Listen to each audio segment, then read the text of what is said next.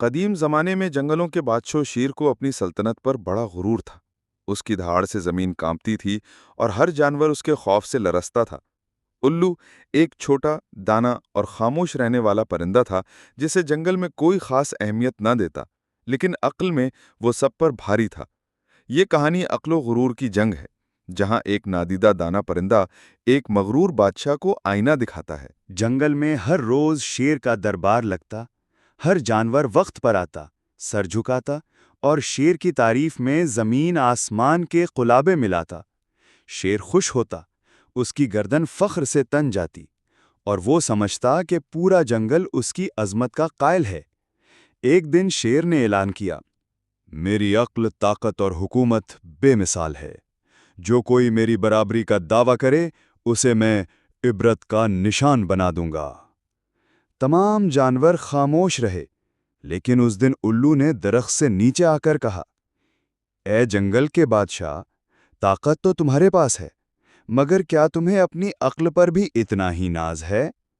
شیر نے زور سے دھاڑ مار کر کہا، میری عقل اور طاقت دونوں لاجواب ہیں، اور تو ایک معمولی الو مجھے للکارتا ہے۔ سین 2، عقل اور طاقت کی آزمائش۔ شیر نے فیصلہ کیا کہ الو کی آزمائش کرے۔ اس نے کہا، اگر تو واقعی عقل مند ہے تو آ کر میرے محل میں میری عقل آزما۔ اگر کامیاب ہوا تو تجھے میں اپنا مشیر بنا لوں گا، اور ناکام ہوا تو تیرا سر قلم کر دوں گا۔ الو نے مسکرا کر کہا، قبول ہے، لیکن ایک شرط ہے۔ جو سوالات میں کروں گا ان کے جوابات تمہیں خود سوچ کر دینے ہوں گے، کسی جانور سے مشورہ نہیں لے سکتے۔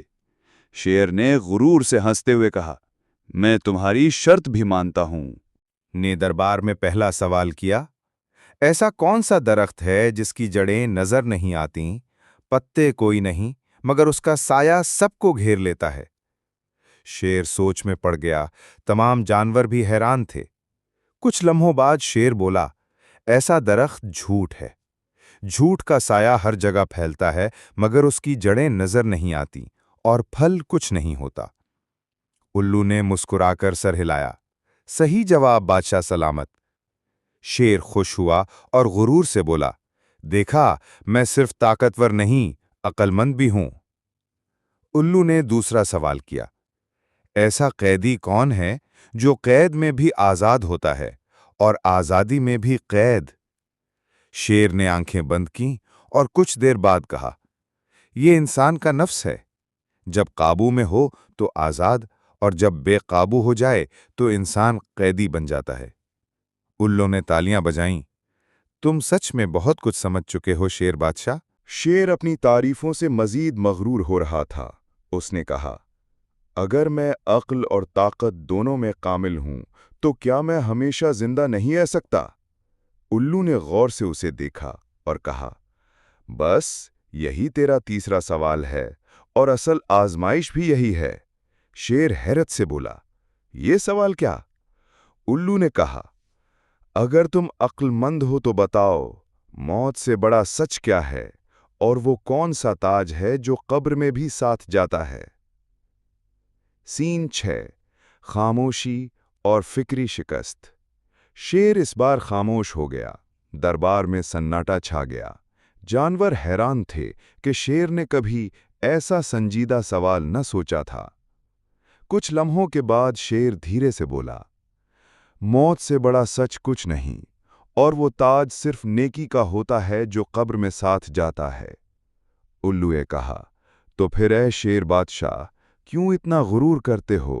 تمہاری طاقت، تمہارا غرور، تمہاری حکومت سب یہیں رہ جائیں گے، لیکن اگر تم دانا ہو تو جنگل کو عدل و انصاف سے چلاؤ، نہ کہ دھاڑ سے۔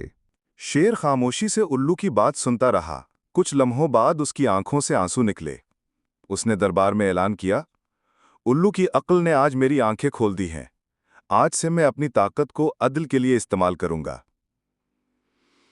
الو میرا مشیر ہوگا، اور جنگل کے فیصلے مشورے سے ہوں گے۔ تمام جانور تالیاں بجانے لگے۔ پہلی بار جنگل میں شیر دھاڑ سے نہیں بلکہ انصاف سے پہچانا جانے لگا۔